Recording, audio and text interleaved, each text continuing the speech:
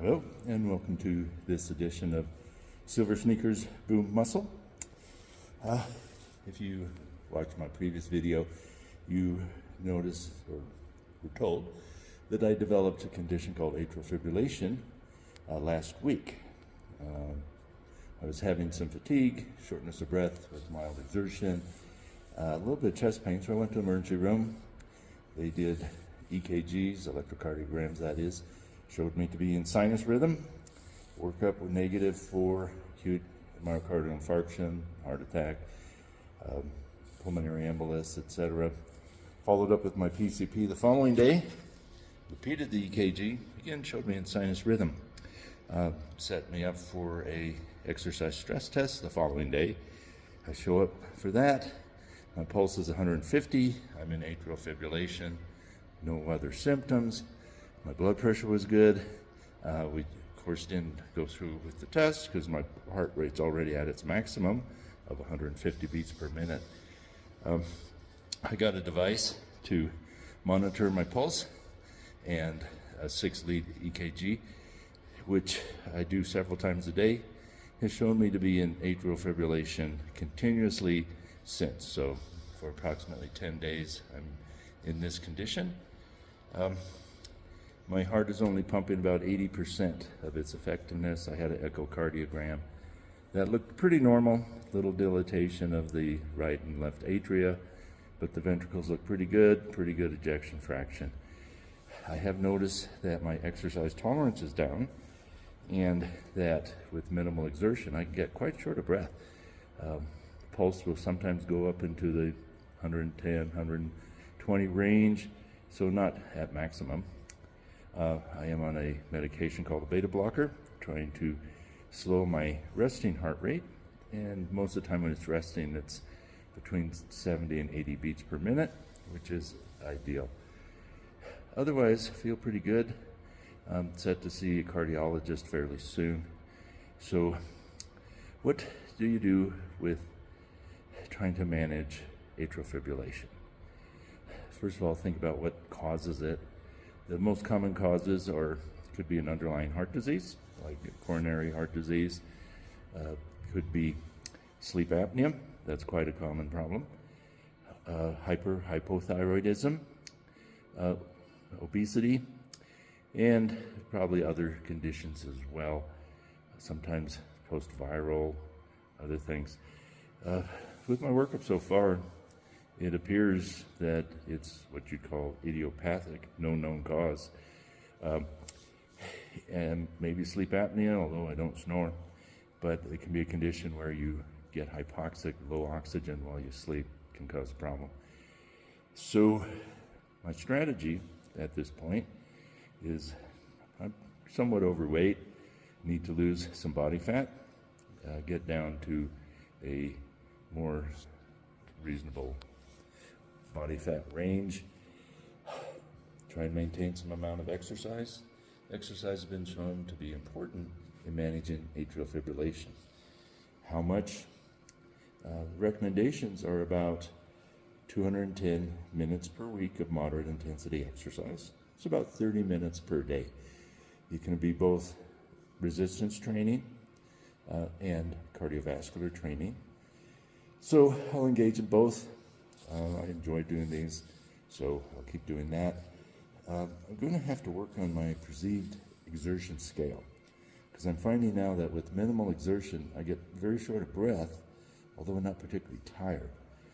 So again, I'm going to monitor my pulse to see where I am when I feel like I'm short of breath at my second ventilatory threshold, where I can't really talk. See what my pulse is doing. Try and decide, is it okay to exercise at higher levels, or should I lower the intensity to where I stay below V2? V1 is where you're starting to feel short of breath, but you can still talk at least in short sentences. So today I'm going to go through a series of exercises, try and monitor my exertion level. I still consider this to be Silver Sneakers Boom Muscle, which is somewhat different than classical Silver Sneakers in that you don't have a chair for support. and you are allowed to use a mat for floor exercise, which I think is quite important and certainly a part of my regimen. So other equipment I'll use today, some light dumbbells and a band, and a support like a mat on the floor. So let's go ahead and get started. As with all exercise programs, you should be cleared by a medical provider to engage in moderate to higher intensity exercise. So equipment today, I have a light pair of dumbbells, heavier pair of dumbbells, a fairly light kettlebell, and a towel to dry off.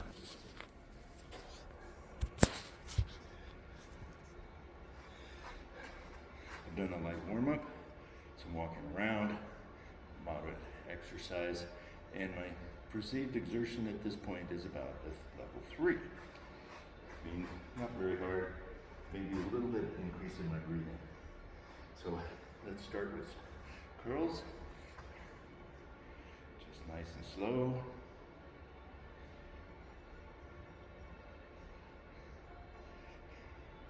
You can always modify curl by not using weight at all, just muscle contraction,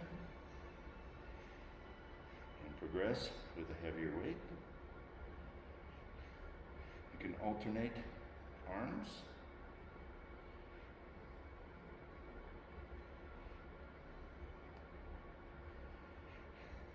Then if you put your palms inside, we call this a hammer curl.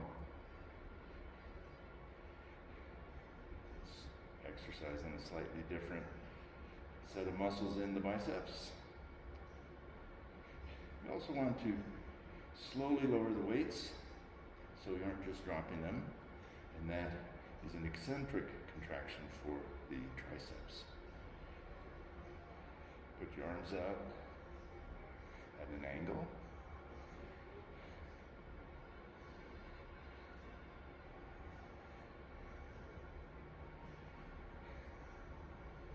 And get the weights, palms facing your body. Let's do an up row. You don't want to go any higher than just shoulder level.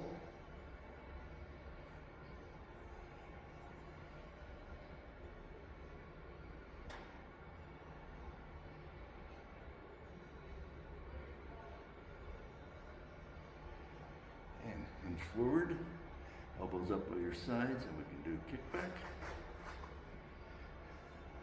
This is exercising primarily the triceps.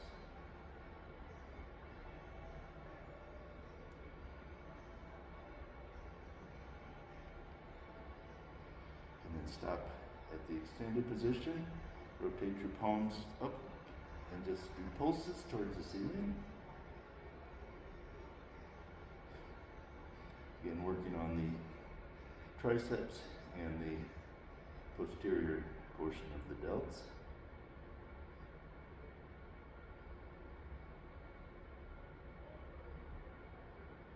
Okay, so weights down, shake out your arms, check a perceived exertion level. I'm up to about a 5, feeling some intensity. My breath is still controlled, so I'm at probably V1, first ventilatory threshold, but certainly not at second. Grabbing heavier weights, hinge forward, and we'll do row. Nice and slow again. You want to keep your spine in neutral, so you're not arching or flexing forward.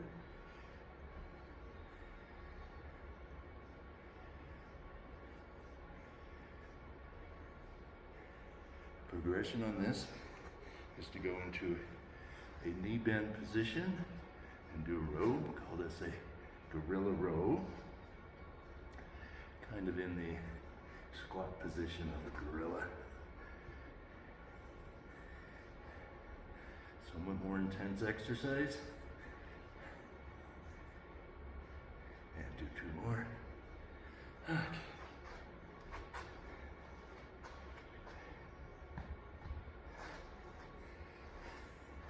Now I'm going to switch to a band. I forgot I was going to mention that.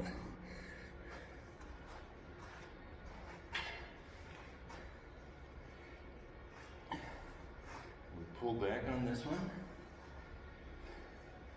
This is called a straight arm pull back.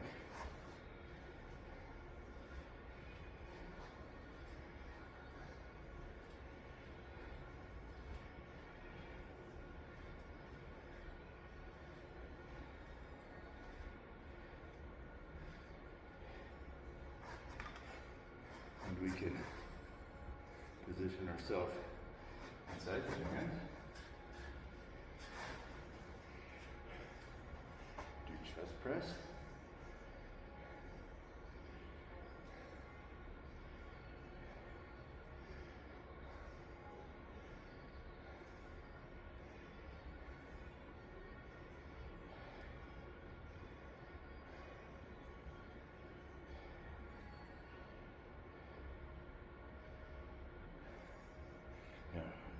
Rotate your palms up, and this is a underhand press.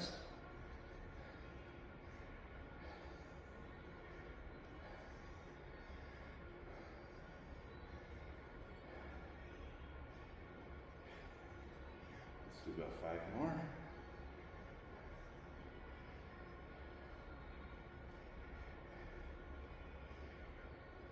Okay, take a little break.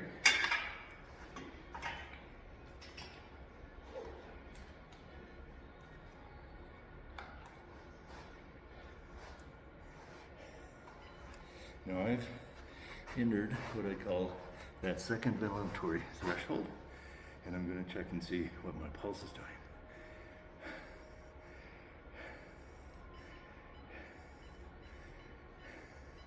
So on this device here, it's actually showing me an EKG and a pulse rate of 136, dropping now to 125, 118. Still atrial fibrillation. So at 69 years old, 130 or so, getting close to like my 85% maximal heart rate. So my perceived exertion and ventilatory threshold is consistent. Now, that's not a lot of exercise I've done.